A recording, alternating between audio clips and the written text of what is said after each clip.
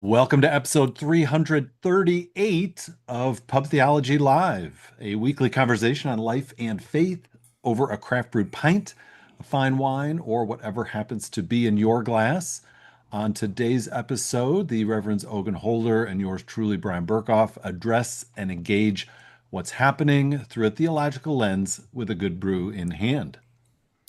And whether you're a long-time listener or you're new to the show, you can get even more content for a few bucks a month. You can get access to our pre- and post-show banter or conversations, which are sometimes related to the topics at hand, sometimes not. And we actually still have a few pint glasses left for a short period of time as a thank you for signing up with us. So if you want access to all that and the pint glass, head over to patreon.com/PT Live and join us over there. And as always, thank you to our current patrons. And today we will be discussing Flying to the Moon, Doubting Thomas, and Trump as Jesus. All related. These are all we're gonna thread the needle and put these things together. We're going to connect it all. We're gonna connect it all. What are you drinking today, Brian? Yeah, so before we get to that, I just want to highlight no Shannon again this week. This Yeah. time not for scheduling, but sadly had an unexpected death in the family. So we appreciate any prayers you want to send and good wishes toward Shannon and family. So we're thinking of all of them at this time. Well, I don't know. Transitioning to what I'm drinking, I am having Hard left. Hard left. Yeah, turning left. I'm having a garage beer, Oh, which it is literally says garage beer. It literally says garage beer. It says the garage is always open. It's a classic small batch brewed light beer. It's only 4%. Picked this up last week at Trader Joe's, Oh, and do they brew it or they just sell it? they just sell it. Okay. And you Um, said garage beer. I thought it was like, yeah, I found this in the garage. Who knows how long it's been there? Like that one time you drank that really old beer. right, exactly. Let me see where this is actually brewed. Boy, it's like in silver, super Who's hard to read. It is brewed brewed in by? Irwindale, California. Okay. There you go. By who? Who's the Oh who's my gosh. the brewer? Sorry, I Produced for Jock Beer. Like like like an athlete an jock. athlete jock, doing business as garage beer. Okay, that clears I it think up. this is one of those like they sell it at Trader Joe's and nowhere Yeah, else. there you What do go. you got? Spring is in the air, so I'm going with a blackberry cider by Mm, Summersby. nice. This is one of my favorite ciders. This is a big can. It's 4.5% also light, but it is. It looks like a. Is this a pint? It's probably a pint. I'm not. I don't know. I'm going to drink all of this because I got a work call afterwards. So Yeah, you do. Yes, you do. Yeah, mine is a tall I'm can gonna as sip well. slowly. It's 16 ounces. Although given the call that I got to make, it might be drinking a little might help. It may not hurt. It may not hurt. Mm. Okay. Well, the Artemis 2 crew made it around the moon and back home safely. It was kind of fun to watch them come in and do their splashdown, although it took literally forever for them to actually open that thing up and get them out. But, safety. I had joked with Christy that one of them should have dressed up in a green suit and like come out as an alien, but they didn't plan ahead. So, No, they did not. They did not.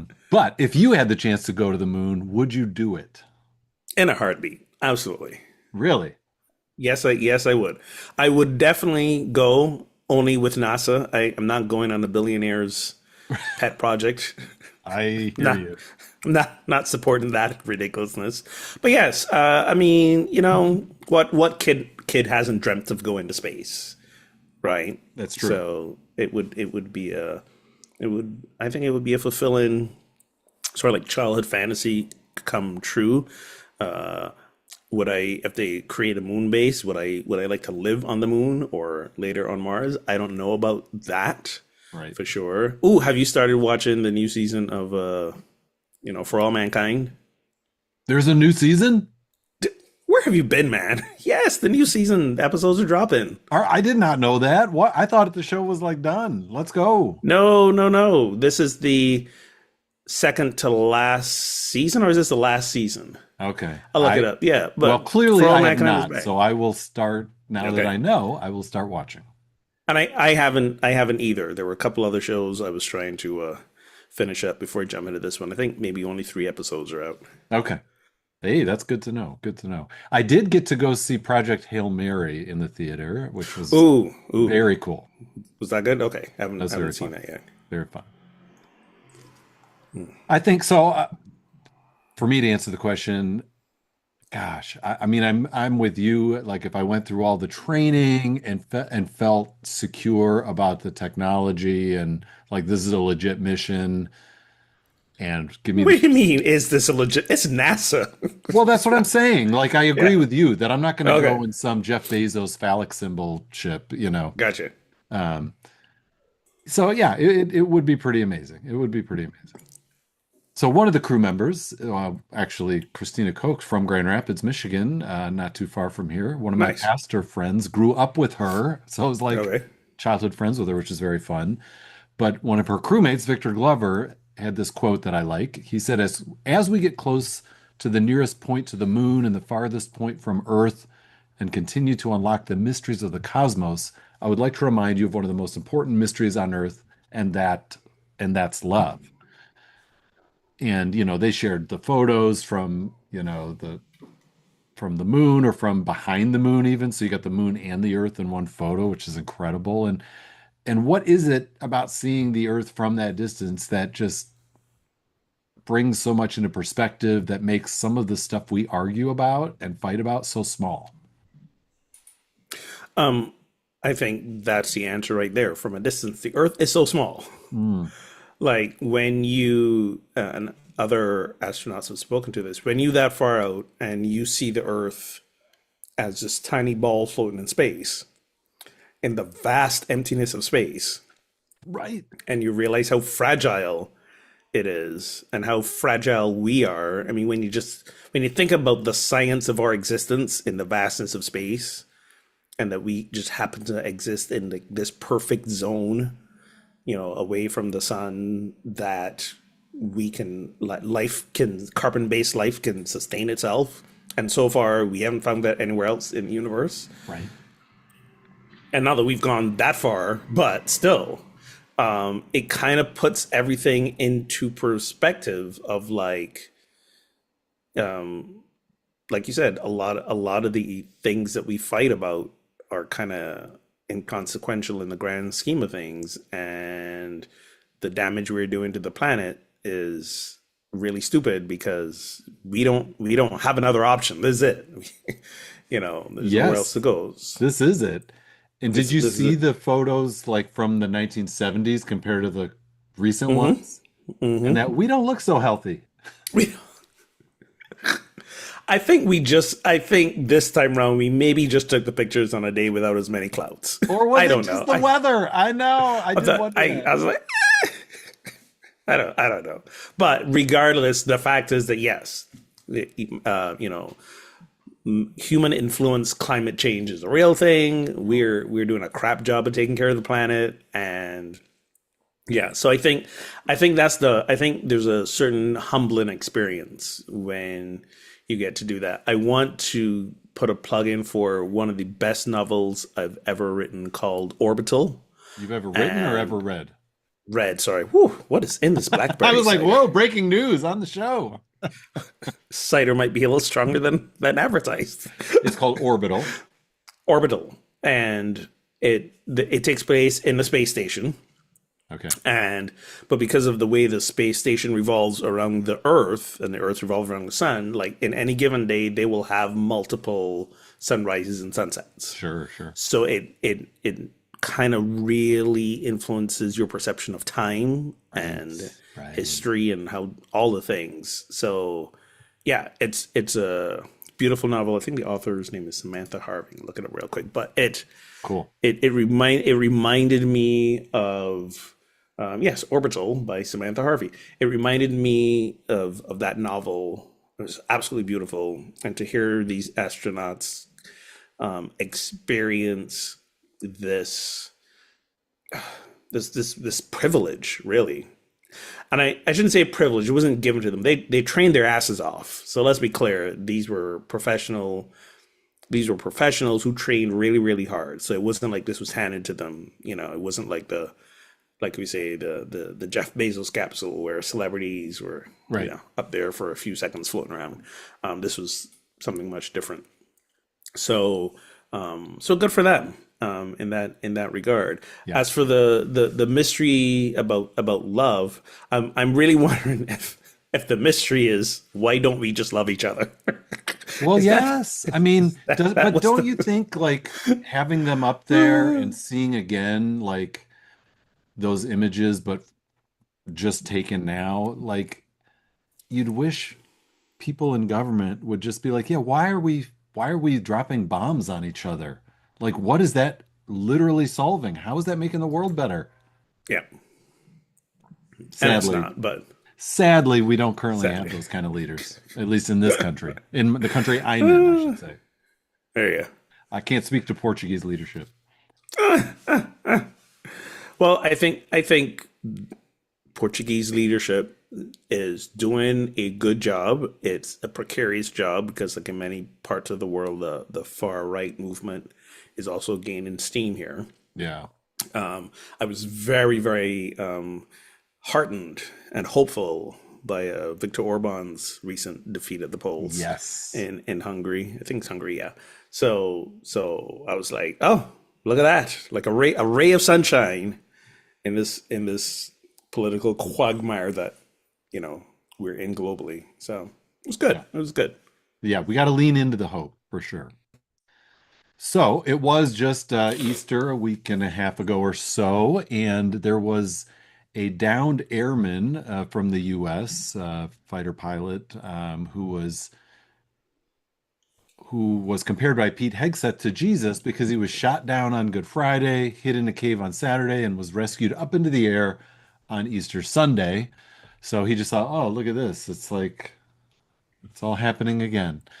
And then on that same weekend, Pastor Paula White compared Donald Trump to Jesus, saying, "You were both betrayed, but then you were both vindicated." Like she kept saying things about Jesus, and then she'd look at Trump and say, "And so it was for you." And I'm just like, "Stop, stop." And then just the other day, Donald Trump literally posted an image of himself as Jesus. Oh dear. So, Or according to him, as a doctor. or a He was a doctor, the jury's he's a out. doctor.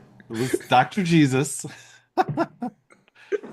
I didn't watch the news, but I heard it. Like they played that clip Yes. on, like I think it was both the Daily Show and Yeah. Colbert. Yeah. And when I saw that clip of him saying it was a doctor, I literally got up and walked out of the room because I Yes. was like, Yes. "What? I Like, can't. I just like, can't. fuck you, Donald. You know I got perfectly nothing. well what that is. I got nothing. Oh my And the God. worst part is, some of his supporters are like, well, it could have, before we come down too harshly, it really could have been a mix-up. He says he thought it was a doctor. I'm like, you Oh gotta be Lord. effing kidding me. What are we doing here? What are we doing here? The So, best part like, was on the Daily Show, the dude on the bed that yes, this yes, striking resemblance to Jon Stewart. yes. Is it Jon Stewart? And then there's also a bunch, of course, that have been redone with making it Jeffrey Epstein. Oh my Lord, it's wild. It's what a time, man. So What a many time. memes. I literally saw a headline from The Guardian that said, after Trump posts bizarre picture of himself as Jesus, he pivots and orders a DoorDash of McNuggets to the White House. And I'm like, only this president could conjure up such headlines. Oh my God. But this did well, we don't have to ask why are these comparisons problematic. We know they are. What I'm interested in for us to talk about is we actually did see a number of people on the right like say, oh, okay, now he's crossed the Yeah, line. yeah, yeah. Like, okay, Now you've gone too far. now he's All gone the too o- far. Like, why all is the this other the shit's been thing? okay, Why, but yes, why is this the thing? you can't cosplay Jesus. That's too much. That's too much. That is too much. Never Oh mind, my. his literal every word and move is a mockery of Jesus. Uh, I mean, it just, what are we yeah, doing? somebody. How I first came across this image was someone texted it to me and said, I don't understand. Explain to me why this is happening. Like, Yeah. not not the whole scenario, but Okay. this picture. What is going on here? And I said, when one is in a cult, your leader is the Messiah. This is this is where he at, and he's not Bingo. only not only are they perceiving him as that, but he's also self-appointed himself. And there's that part of me, you know, there's that part of me, I think, that believes on some level this dude is trolling us hard. Oh, Because there's that part of me that 100%. refuses to believe that he believes Yeah. that he's some messianic figure, right? Like I can't believe that. I can't, You don't think he thinks he's a messianic figure? because I would rather I would rather a moron president trolling us than a president who believes he's the Messiah. That's more worrisome to me. Well, I don't think he thinks he's the Messiah, but I think he The thinks Messiah. he's messianic. Okay, short second.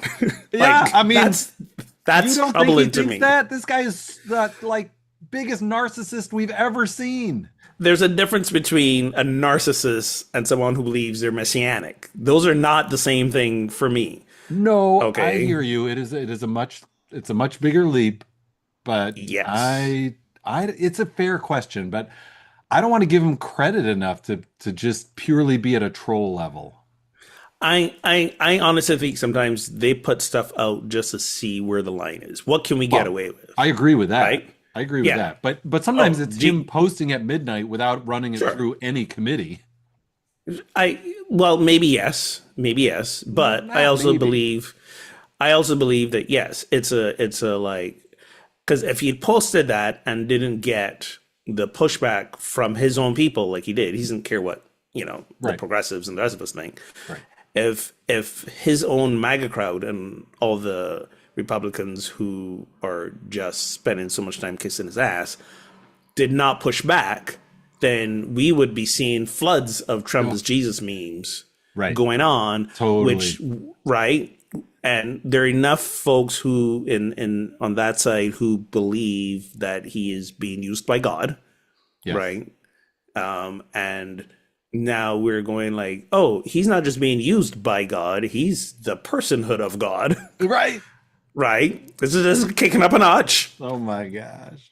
So if he got away with that, Yeah. right, now it's further validation for their claim that they're on some holy mandate. That Right. this is a divinely inspired mandate. They're like, "Oh, there's the line. Let's Yeah, dial it back just a and little." exactly, and he's our savior. So they put that up there, and it's like, oh wait, no, people didn't react to that. All right, let's back it up a little bit. Just a little So though. just a little. So there's I think I take a little more comfort in believing that scenario than believing that the people at the top in the administration truly hold this view of him, right? The folks at the rallies who are all brainwashed, sure, whatever. But there's a part of me that does not want to believe because it's too scary for me to believe. Fair. You know, Fair. I can't, man. Like get me on Artemis 3. Like just get me out of Yes. here. But it's like, why do we have to have let's say that's what it is. Why do we have to have a troll for a president? Like he's just like, just stop already. Because this is so there's we will galvanize our supporters through fear, right? And we will also use loyalty, Right. but then we will also use othering. So there's nothing that brings people together quicker than a common enemy. Right. Oh, So 100%. as right, so as long as we can, it's been it's been U.S. political and foreign policy for eons. Let's either create an enemy or go after an enemy So I think there's a piece of making sure that the MAGA crowd continues to see anyone else who's not the MAGA crowd as the enemy, and we got to keep fueling them with propaganda to make them believe that. Now, what's been happening recently with the economy and the rise in gas and all the things is that people are like, okay, yeah, this isn't working. Like, Right. and we're becoming a Reality is little bit. coming up against all the language. Yes, yes. So you can believe what you want to believe, but when gas at the pump is like $4 and $5 and things like that, and you are not making any more money, Yeah. and you are suffering, then you're like, that's what's, was it James Carville said, it's the economy, stupid. That's what's gonna make or break him. No doubt. And he spent a lot of time campaigning against the Biden economy, which was hello, objectively better. It was better.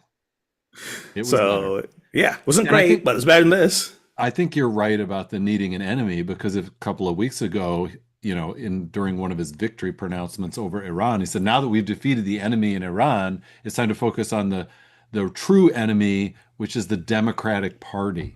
Yeah, yeah, And it's like, okay, that's so dangerous, that language. It's like, what do we do to enemies? We drop bombs on them. And then you yeah. ship pivot from now the enemy are fellow Americans. And also, we haven't finished the war in Iran. Like we haven't won that And war yeah, yet and either. So by the way, yes, the old yes. Strait of Hormuz ain't open. So it has been fascinated to witness the. I mean, it is worship. The worship that they throw at him and the total not connecting the dots about warnings against false prophets Oh and yeah, idolatry and totally. Yes. all the things, and I'm just like the man is a walking red flag for the warnings in the scriptures. I don't understand why we're not connecting those dots. But I do. I mean, I do understand. We mold our belief system. We mold our spiritual and religious belief systems to fit our personal ideologies, not the other way around. At least, not. I shouldn't say we do it, but It's it very common. happens.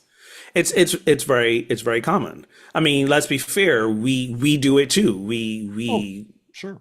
you know, I don't think it's the we read the scriptures that were progressive and it made us progressive. We chose to be progressive and we use the scriptures to support that.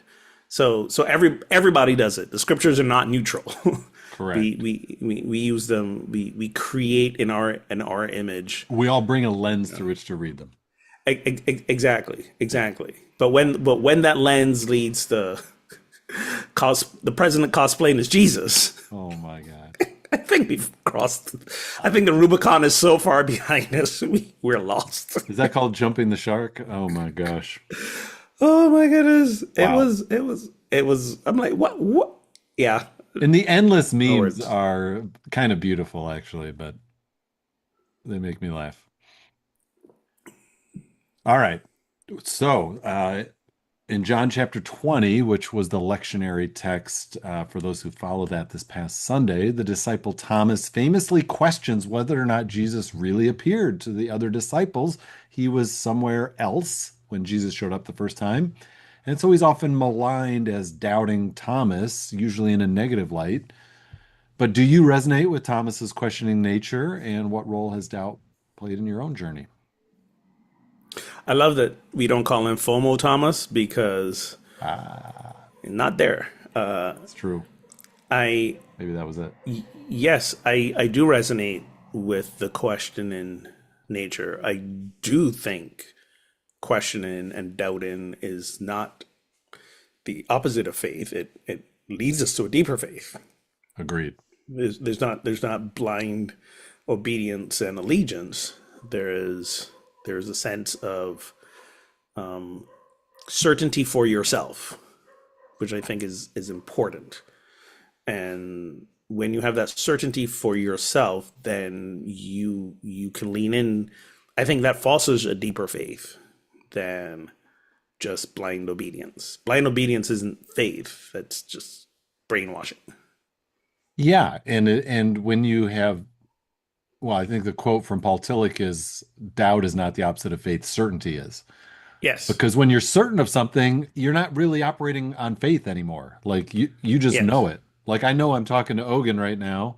I don't have faith that I'm doing that. I just Yeah. know that I am. And that's called Yes. knowledge, not faith. Exactly. Exactly. Exactly. And um, I think we don't have enough. I mean, circle back to whole cosplay Jesus Trump Yeah, please. and the the other things that you mentioned about the performative religiosity that we see in nowadays on that party is hilarious at best, Mm, dangerous at worst.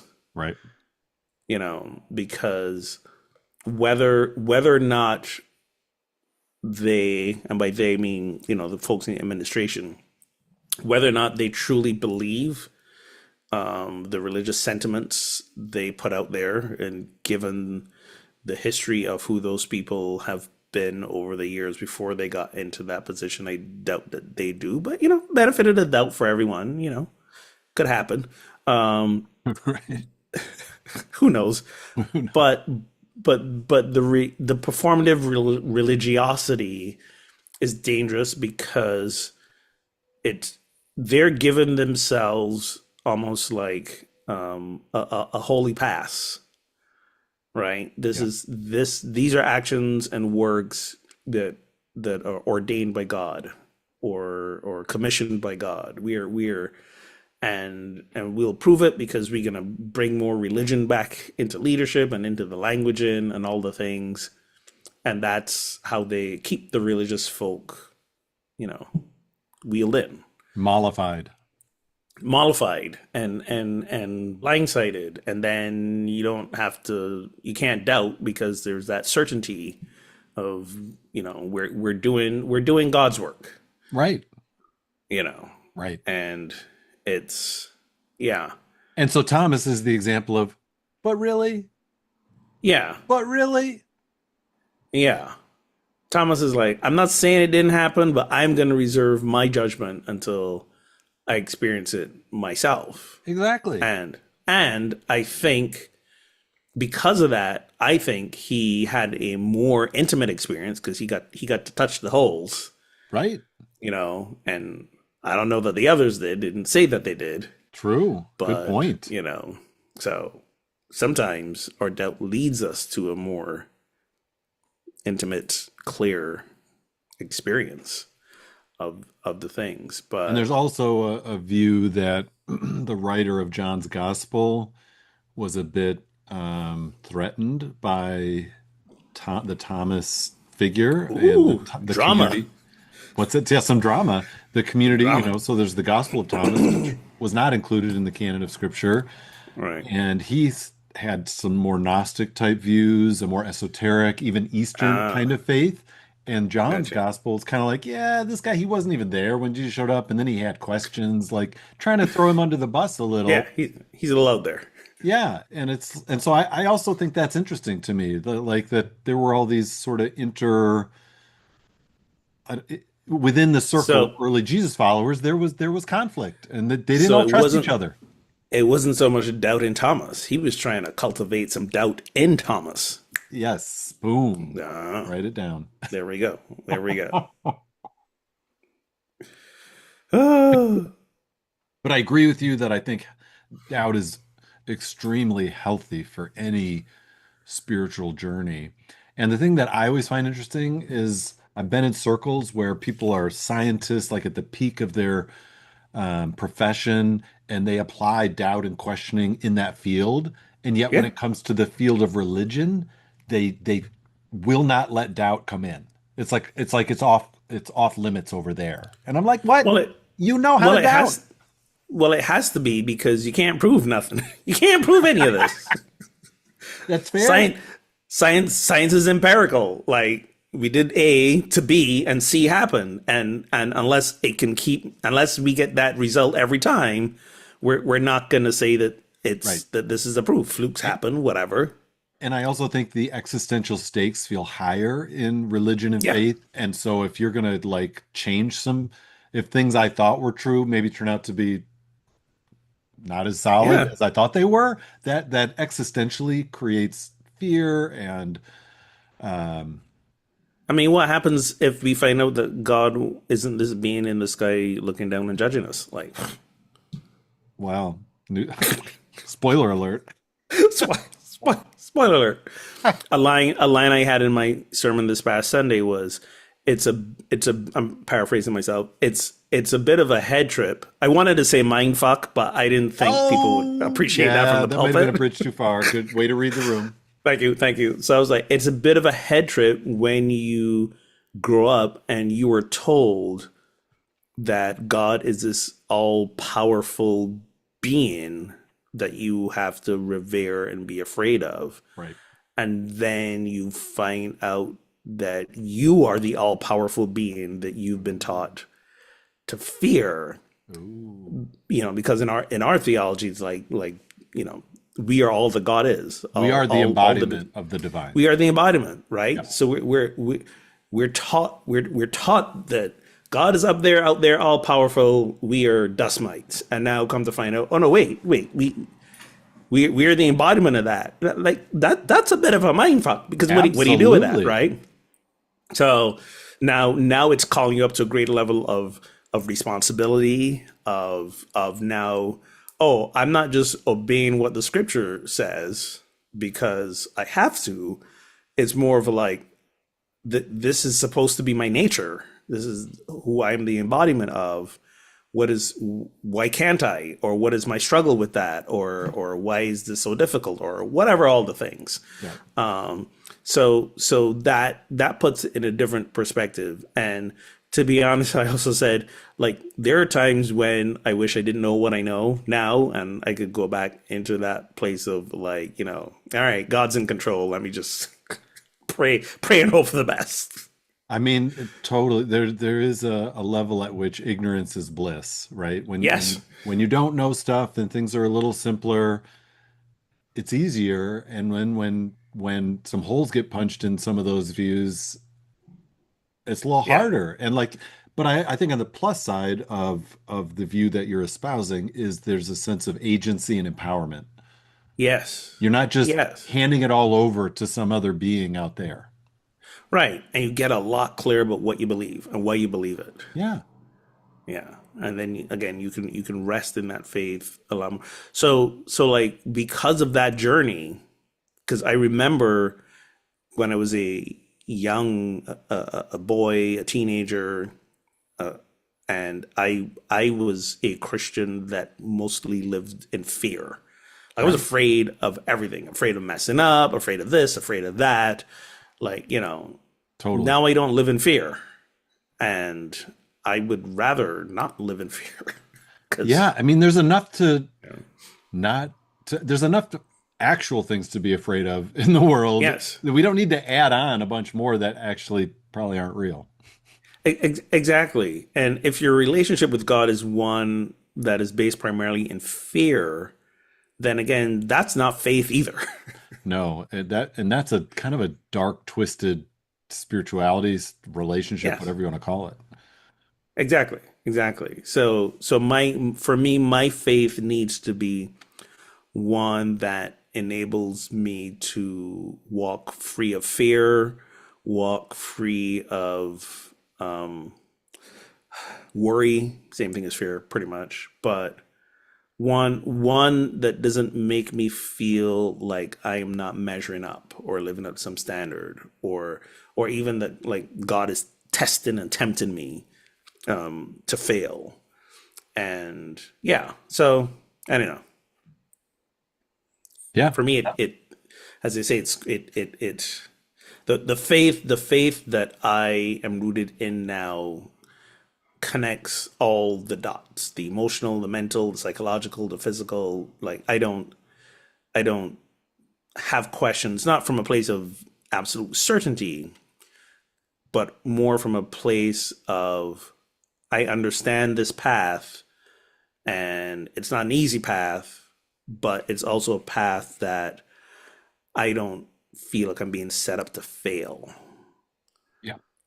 or a path that makes me question myself and my agency, and makes me have to wonder if the cosplaying president just might be an agent of the divine. Because if I gotta try and make sense of that, I am out.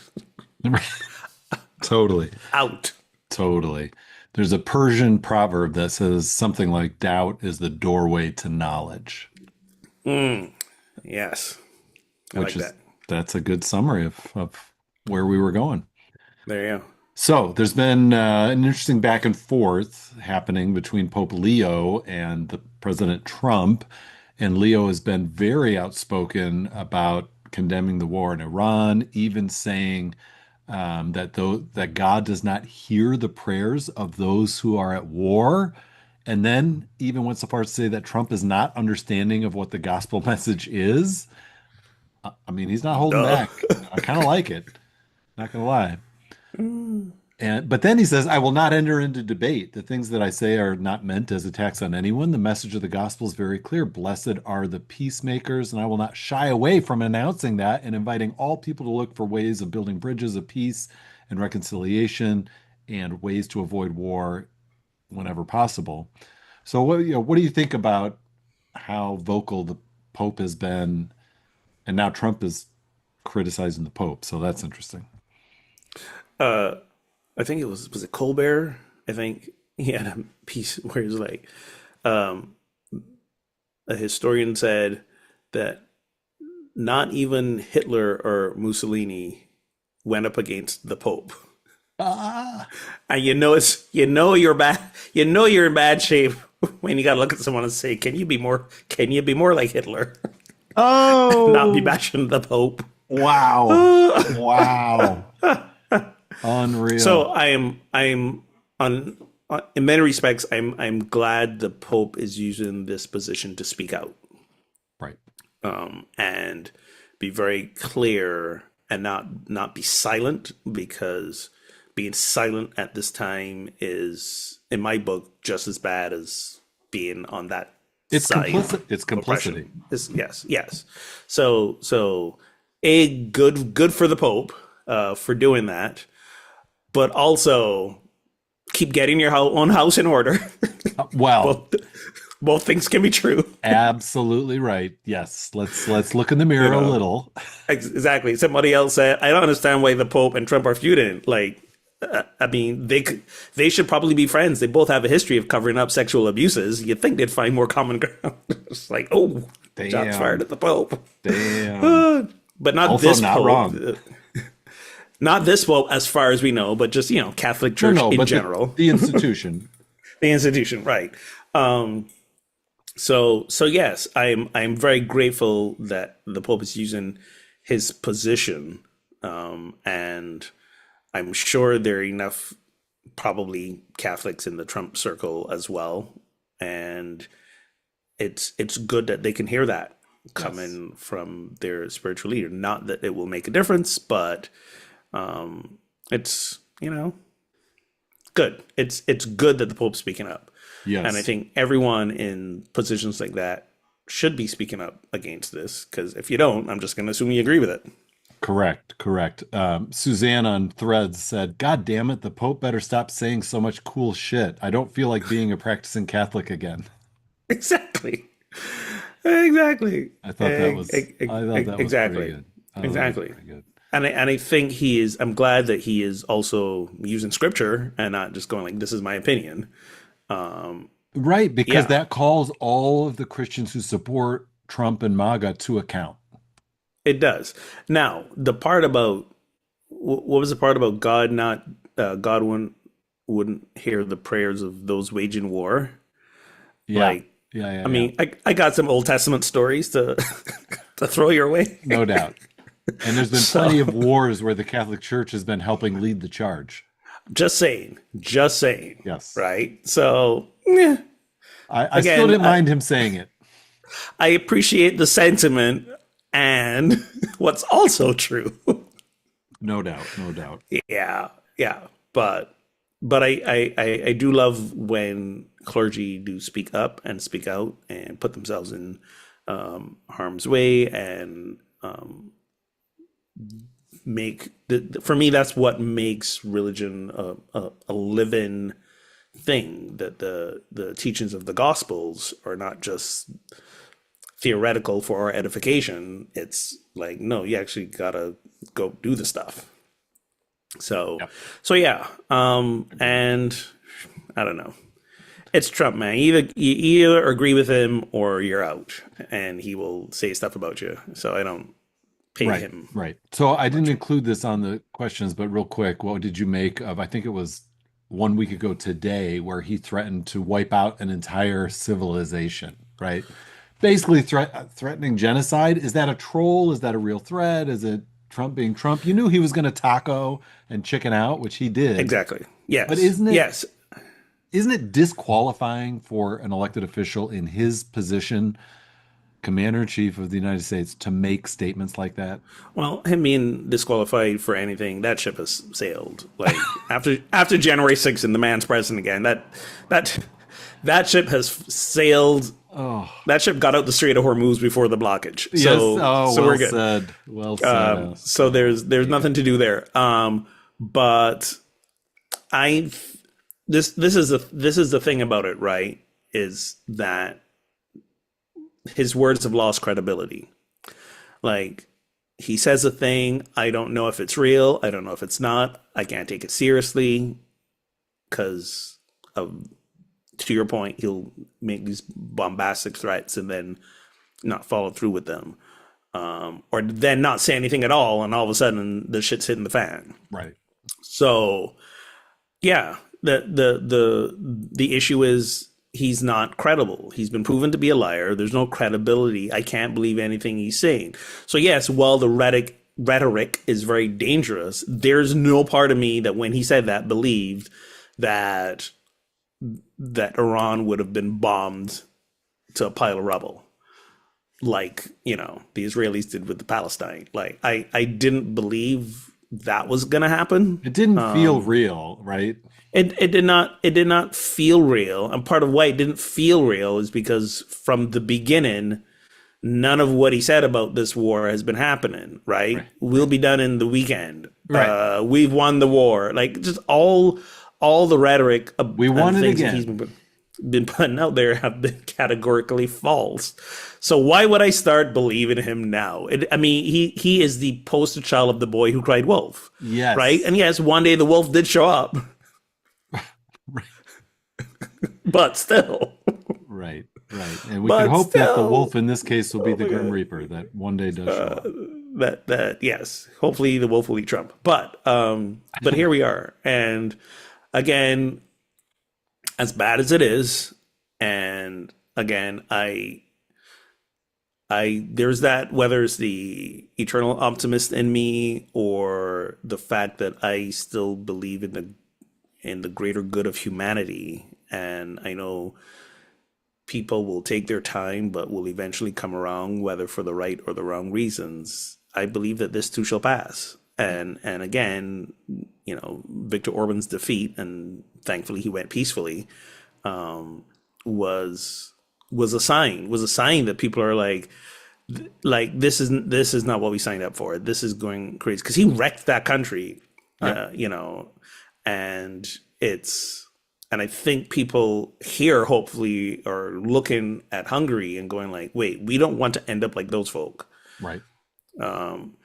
So I think and we keep seeing those fun news reports of Trump voters who are like, we're out, and granted, it had to wait for them to be affected personally. It had to wait Right. for gas to get too much, whatever. Of course, that means that if when the price of gas goes back down, this will probably be like in their distant memory come election time. But Right. hopefully, there are enough people who are going like, okay, this went too far. All the immigration crap, the war crap, they're, they're, they're, I don't know how they could keep calling him the peace president. Right. A person Right. who campaigned on we're not starting wars, and like, what are we on, like a third invasion now? Like, I Yes. don't I Unbelievable. connect the dots, people. And it's not even us saying it. He said it. You can see it with your own eyes. But like, that famous Orwell quote is like, they asked us not to believe our eyes. And Totally. that's when we knew we'd reached the breaking point. Totally. But I don't know. I don't know. We will. What is happening? Sorry, I'm looking out my window and it's like, so I'm in Lisbon and it's like tour season is ramping up. Oh yeah. So it's looking like a nighttime bike tour. Hold on. Nice. Can you hear?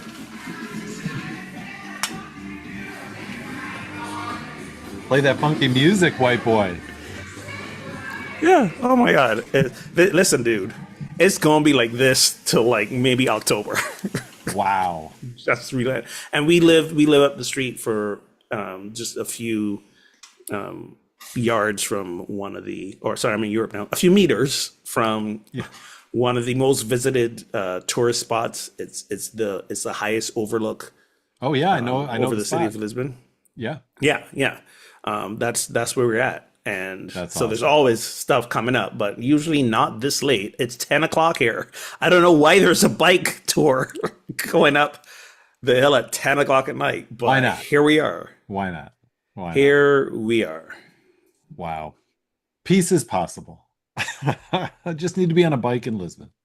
There you go. Sometimes you just gotta go like, we gotta find our joy in the midst of all of this. Otherwise we will Yes. lose our minds. Yes, We will we lose our do. minds. That's a good spot to close. There Thank you you, go. friends, for tuning in to Pub Theology Live. You can show your love for the show by becoming a supporter on Patreon. Get access to pre and post show banter and more. Visit patreon.com/PTLive to get started. And of course, a big thank you to our current patrons. You can watch full episodes of these conversations on YouTube, and top cities tuning in this week: Seattle, Minneapolis, and Chicago. So thank you for wherever you're tuning in from. And if you'd like to start a pub theology gathering in your town, find support and resources at pubtheology.com.